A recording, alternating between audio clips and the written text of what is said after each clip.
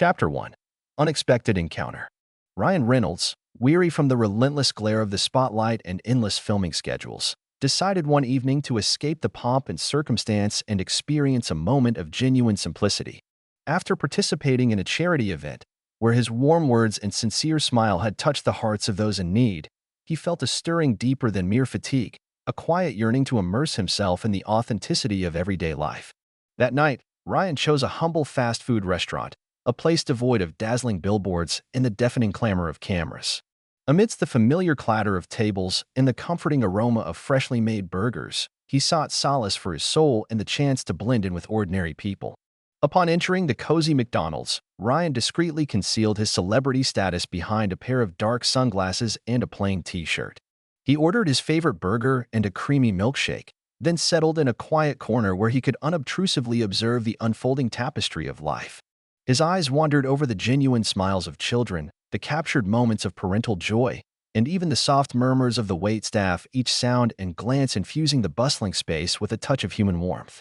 In this atmosphere of unpretentious everydayness, Ryan felt the weight of recent pressures gradually lift, leaving behind only the desire to be present in a world unspoiled by the relentless flash of cameras. Then, quite unexpectedly, his attention was drawn to a particularly poignant sight: a little boy, no more than 5 years old, seated by the window. His tousled hair and eyes, wide with wonder, stirred in Ryan an immediate sense of tenderness and protective instinct. The child clutched a broken toy as if it were his most cherished possession, and his gaze, tinged with a subtle mix of melancholy and hope, seemed to silently ask, "Why is the world so unjust?" In that fragile moment, the boy appeared as a small spark amid the labyrinth of daily life, his quiet presence a gentle invitation to listen to the unspoken. Unable to remain indifferent, Ryan's heart stirred with the desire to approach and discover what troubled this young soul. When his gaze met the boy's, an unspoken understanding passed between them, a silent communion built on compassion and earnest care. Every tentative movement of the child, every shy glance, and the soft whisper of his breath spoke of a story that deserved to be heard, a story where vulnerability and quiet determination intermingled. Though the boy's demeanor exuded fragility, there was also an unmistakable resolve, a longing to share his burden, to seek solace and protection in a vast, often harsh world. Ryan, who had learned to read the silent narratives behind every glance, knew that beneath those simple words lay a profound pain and hardship. In that very moment, he sensed that their fateful encounter in this unassuming fast food haven could mark the beginning of a transformation, one that might not only change the child's life but also rekindle hope in a world too often indifferent to silent pleas for help. In this decisive moment, as if the entire universe held its breath, Ryan took the first step. Rising quietly from his seat, he moved toward the boy with the gentle assurance of one who believes that his presence might be the saving grace the child so desperately needed. Approaching the table with a warm greeting and a voice as comforting as a familiar homecoming, he began a conversation imbued with genuine care and quiet strength. In that instant, as two unsuspecting souls converged, a new chapter was set in motion, one where celebrity and obscurity merged to reveal the true power of a compassionate heart. Chapter 2. The Whispered Secret. After Ryan Reynolds made that first brave move and approached the little boy, a peculiar hush fell over the McDonald's, as if the entire universe had paused to listen. The child, whose name was later revealed to be Nikita, clutched his broken toy and struggled to lift his gaze to meet the kind, yet determined eyes of the celebrity.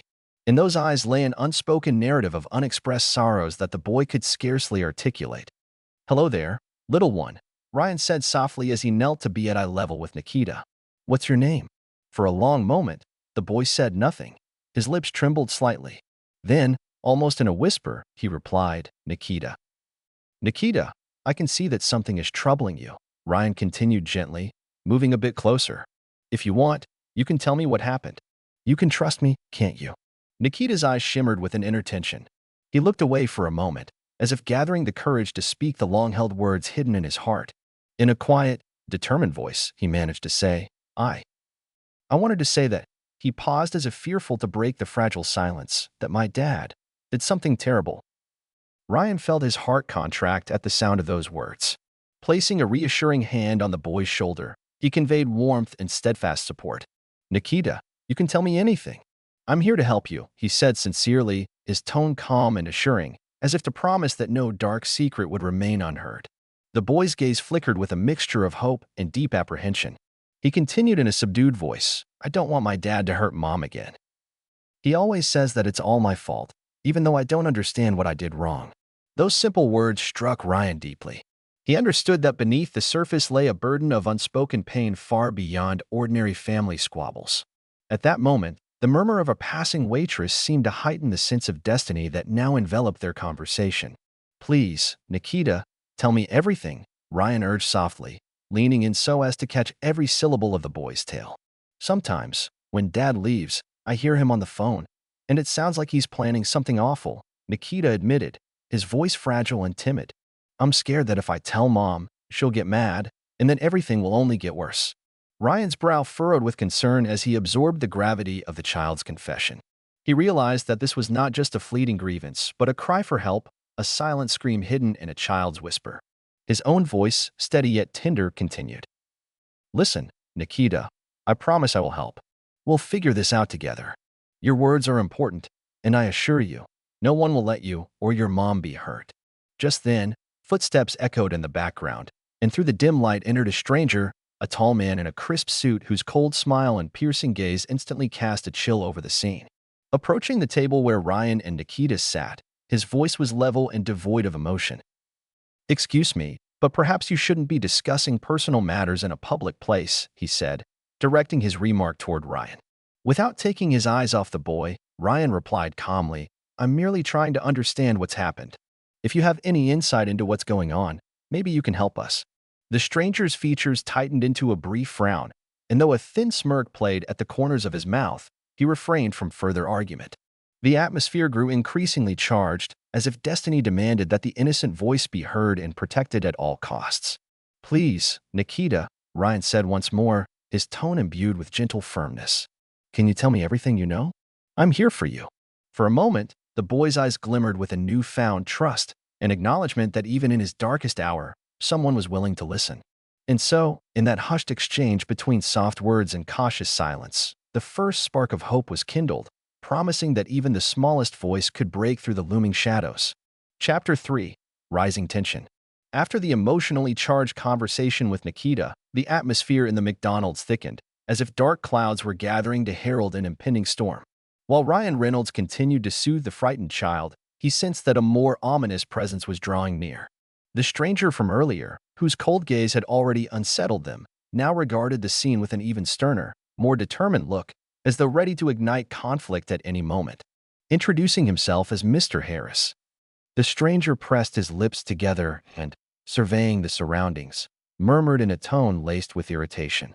You clearly don't understand how inappropriate it is to discuss personal matters here in public. Ryan, determined to maintain his composure, replied evenly. Everyone has the right to protection.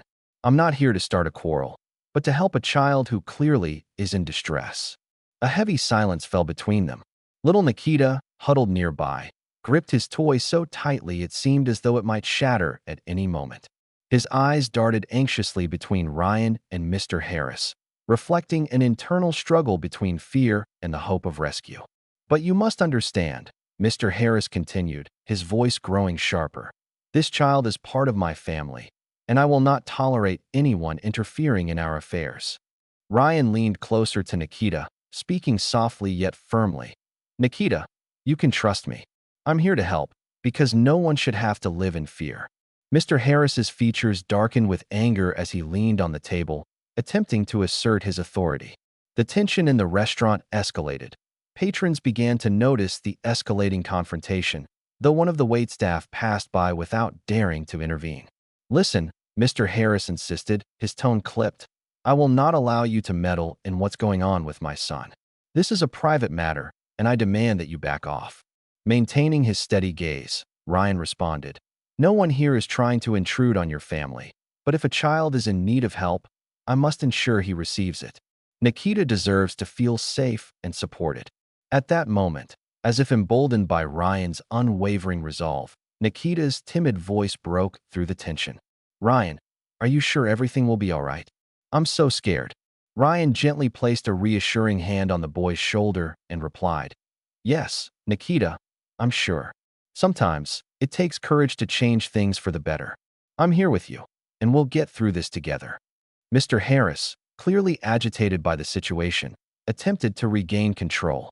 Just then, the sound of approaching footsteps signaled the arrival of a restaurant staff member, whose quiet intervention reminded Mr. Harris that such disputes had no place in public. This only intensified his irritation, and he raised his voice. "If you keep meddling, you'll regret it. You have no idea whom you're dealing with." Ryan, maintaining his calm, responded firmly, "I'm not seeking trouble, but I cannot ignore a child's cry for help. Nikita, please tell me exactly what you heard." Encouraged by Ryan's steadfast presence, Nikita's small voice trembled as he confessed. He said he wouldn't love Mom anymore and that it's all my fault. "I'm terrified that Mom will be hurt again." These quiet yet heart-wrenching words broke through the oppressive silence, instilling a sense of inevitable change. Mr. Harris's face contorted further with anger as he retorted, "This is nonsense. A child doesn't understand what he's saying." But Ryan, locking eyes with him, replied with resolute conviction, "Perhaps you do not understand what it means to be a child and feel fear. Nikita deserves to be heard, and his pain must be acknowledged." At that moment, a security guard emerged at the doorway. With a firm, yet gentle tone, he warned, "Excuse me, but if this conversation continues in such a manner, we will have no choice but to call the police. Please, everyone, remain calm." The guard's words resonated like a final warning, and the tension in the room reached a fever pitch. Mr. Harris, realizing his grip on the situation was slipping, fixed Ryan with a steely glare and muttered, "You have no idea whom you're dealing with." Ryan's reply was measured and sincere. "I know what it means to stand for what is right and to protect those in need. Nikita, remember, you are not alone." For a long, heavy moment, silence reigned as every person present felt the delicate balance between fear and hope teetering on the edge of change. In Nikita's eyes shone a mixture of terror and determination, while Ryan's voice conveyed the unwavering promise that truth and compassion would eventually prevail over the darkness. Chapter 4. The Act of a Hero. With the tension reaching a breaking point in the restaurant, every sound and movement seemed to foreshadow an inevitable collision. Ryan Reynolds knew that delaying action was no longer an option. Glancing at Nikita, whose eyes were filled with fear yet brimming with hope, he made a resolute decision. "Nikita," Ryan said softly yet firmly, "I can't stand by any longer. We need to get help right now. You trust me, don't you?" The little boy, trembling, nodded as his small hands tightened around the broken toy, clutching it as if it were a shield against the perils of the world. Ryan cast a cautious look toward Mr. Harris, who stood frozen, his eyes burning with cold determination. In that moment, his threats lost their power. Recognizing that the situation had escalated beyond a mere family dispute, Ryan reached into his pocket and retrieved his mobile phone. "Excuse me," he said, turning to the nearby security guard who had silently observed the unfolding drama. "May I step outside for a moment? I need to make an important call." The guard nodded, and without missing a beat, Ryan slipped out through a side door, leaving behind the intense stares of Mr. Harris and the anxious hope in Nikita's eyes. Outside, under the harsh glow of neon lights, the evening air felt as unforgiving as the circumstances unfolding within. Standing in the cool night, Ryan quickly dialed the emergency services. His voice, steady and resolute, cut through the silence. "Hello, this is an emergency call. I'm at the McDonald's on address. There's a conflict here, a child is in distress, and an adult is posing a threat to his safety. Please send the police immediately." The operator, without hesitation, assured him that help was on the way. After hanging up, Ryan took a deep, steadying breath and returned inside. As he re-entered, his eyes locked with Nikita's, and the boy offered a small, tentative smile, his tears momentarily subsiding. Back at the table, Ryan found that Mr. Harris had grown visibly more agitated. His face contorted with anger, and his voice, now edged with bitterness, broke the fragile calm. "You think a phone call will fix everything? You're just making matters worse," Mr. Harris growled as he attempted to regain his control. Ryan's response was measured and clear. "No one deserves to live in fear. Today, I stand for you, Nikita. Your safety is paramount, and no amount of threats will silence the truth." At that precise moment, the distant wail of police sirens grew louder, and the unmistakable sound heralded the arrival of law enforcement. As officers entered the restaurant, their determined faces radiated authority and assurance. "Everyone, please remain calm. one officer announced, his voice carrying across the room. "We are here to resolve the situation." Stunned by the sudden presence of the police, Mr. Harris tried to protest. "This is a misunderstanding. Everything's fine." But his voice wavered, stripped of its earlier confidence. An officer approached the table and calmly requested, "Let's all step back and explain what happened." Ryan, standing his ground, recounted the entire incident, the soft yet desperate plea of Nikita, the ominous threats of Mr. Harris, and the mounting tension that led him to call for help. In the silence that followed, Nikita, clinging to Ryan's side, whispered, "You're going to save me, aren't you?" With a reassuring smile and warmth in his voice, Ryan replied, "Yes, Nikita. Everything will be all right now. We're in this together." Seeing his control slipping away, Mr. Harris tried once more to interject, but an officer, his gaze stern, interceded, "Sir, please remain where you are. We need to sort this out." As Mr. Harris's threats fell silent, Ryan stayed by Nikita's side, enveloping the boy in a comforting embrace, a silent promise of protection and care. "Nikita," Ryan murmured tenderly, "you did the right thing by asking for help. Today, you showed true courage. Always remember, you can count on me." Within the walls of the once tense restaurant, a new aura of justice and hope began to replace the lingering fear. With the police's intervention and Ryan's decisive act, the darkness embodied by Mr. Harris started to recede. For Nikita, that evening marked a turning point, a moment when he learned that even in the darkest hour, there is always a glimmer of light to be found. Chapter 5. Dawn of Hope. After the police escorted Mr. Harris away, a profound silence settled over the McDonald's, as if the very air was pausing to comprehend the events that had unfolded. Clutching Nikita's hand, Ryan Reynolds felt the heavy tension gradually lift. The little boy, who had trembled with fear just moments before, now gazed at him with a quiet trust, as if he had finally found a kindred soul in this vast, often daunting world. "Nikita," Ryan said softly as he knelt beside the boy, "everything will be all right now. The police are here, and your mom is on her way to safety. You were very brave to speak up." Within minutes, the officers informed them that they were en route to Nikita's home. Accompanied by Ryan and two officers, Nikita began the journey, his small steps tentative yet determined.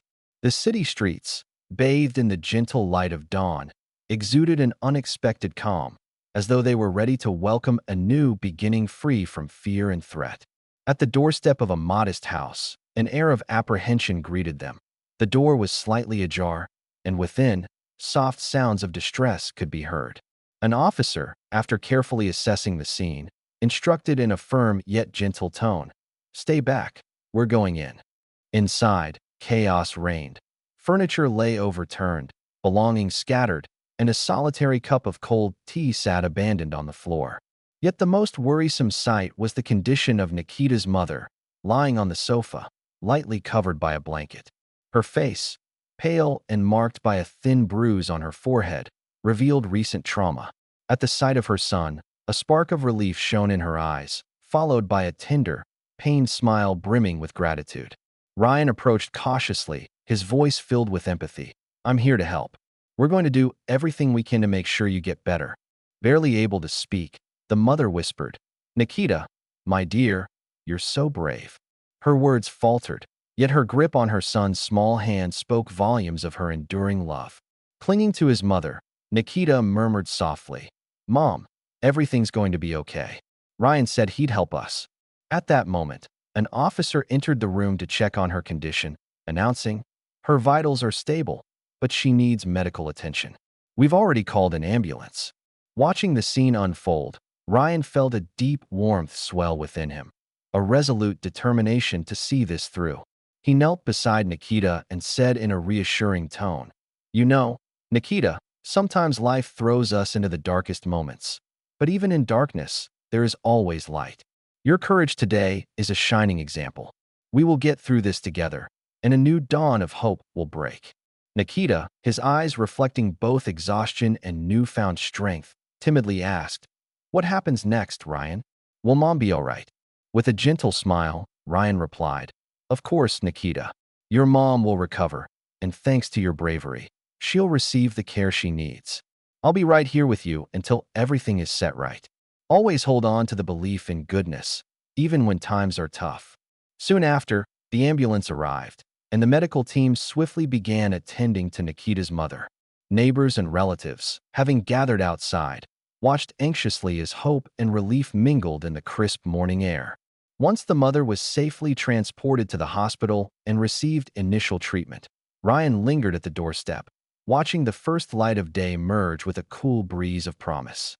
In Nikita's weary yet trusting eyes, he saw the gradual emergence of a new light, a beacon destined to chase away the lingering shadows of fear.